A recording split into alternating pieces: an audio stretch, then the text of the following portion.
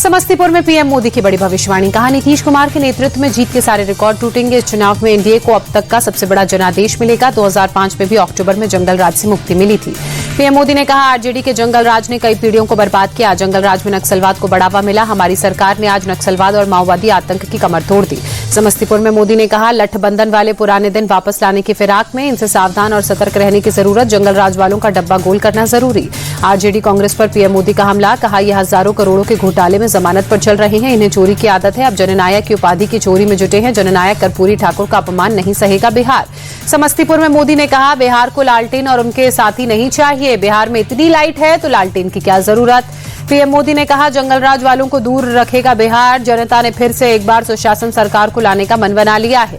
वंचितों को प्राथमिकता देना हमारा संकल्प। पीएम मोदी ने कहा, अब नई रफ्तार से बिहार चलेगा। पिछड़ों अति पिछड़ों को वरीयता देना हमारी सरकार का संकल्प। पीएम मोदी ने कहा, बिहार में आज ऐसा कोई कोना नहीं जहां विकास ना पहुंचा हो। सीएम नीतीश दिन रात काम कर रहे हैं। एनडीए यानी सुशासन और विकास की गारंटी। पीएम मोदी ने कहा, गरीबों को मुफ्त अनाज और घर देना सेवा का काम है। सरकार ने सामान्य गरीबों को 10% आरक्षण दिया। ओबीसी कमीशन को भी हमने संवैधानिक दर्जा दिया। पीएम मोदी ने कहा, वो दिन दूर नहीं जब बिहार के हर जिले में एक स्टार्टअप कंपनी होगी। अब ज्यादा से ज्यादा निवेशक बिहार में आना चाहते हैं।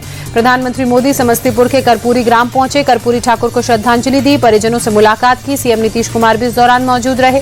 समस्तीपुर की रैली में सीएम नीतीश ने कहा, बिहार के लिए हमारी सरकार ने बहुत काम किया। एनडीए सरकार में राज्य का तेजी से विकास हुआ। नीतीश कुमार ने लालू परिवार पर निशाना साधा। कहा, आरजेडी ने महिलाएं युवाओं को काम नहीं किया। उन्होंने सिर्फ अपने परिवार के लिए काम किया।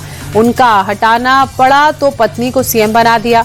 नीतीश के नाम लिए बगैर लालू पर हमला बोला। कहा, वो अपने बेटे बेटी के लिए काम कर रहे हैं। जनता के लिए उन्होंने कुछ नहीं किया।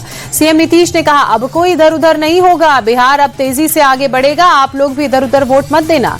तेजस्वी ने सहरसा में भी रैली को संबोधित कर कहा, बिहार को नंबर 1 राज्य बनाना हमारा लक्ष्य है। अब बिहार में जनता का राज आएगा।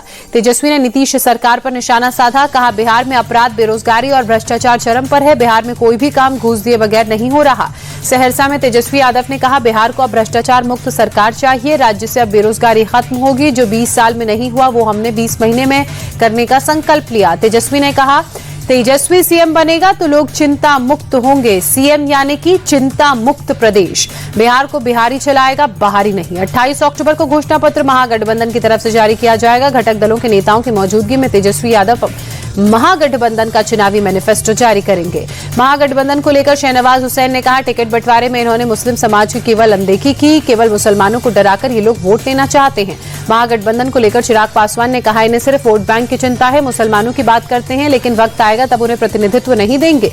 मुस्लिम वोट को लेकर मचे घमासान पर मनोज तिवारी का बयान। कहा, मुस्लिम समाज महागठबंधन के लिए सिर्फ वोट बैंक है। ये लोग सिर्फ अपनी भलाई चाहते हैं। महागठबंधन में आपस में ही लड़ाई।